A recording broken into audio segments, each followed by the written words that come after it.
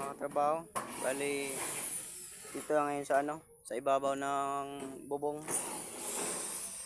Kung mapapansin nyo, bali tinanggal namin yung yero. Kung yung tubig, di nakakaalis. Bali kasi, pantay siya, panta kung tawagin. Kaya yung tubig hindi masyadong nakakaalis. Kaya, binaklas natin para ayusin. Bali sa portion na yon, mga katrabaho, iangat natin siya ng kung mapansin nyo, connect na lang natin dito sa sa nipa na ginawa ko. Bali si Parlins, dito natin lagay yung tubular. Bali ako rin pala ito, mga katrabaho, ang gumawa ng bahay na to.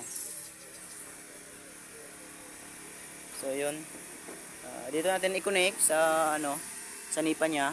Bali yan, si Parlins din. Ito, iangat lang natin. Pero hindi natin ito tanggalin na. Magdadagdag na lang tayo ng para doon, mga 30 cm. 30 cm papunta doon. Yan. Ngayon, kaaraw lang. Bali, katapos lang 2 bagyong sunod. Kaya ito na ang priority natin para ayusin. Thank you, bye-bye.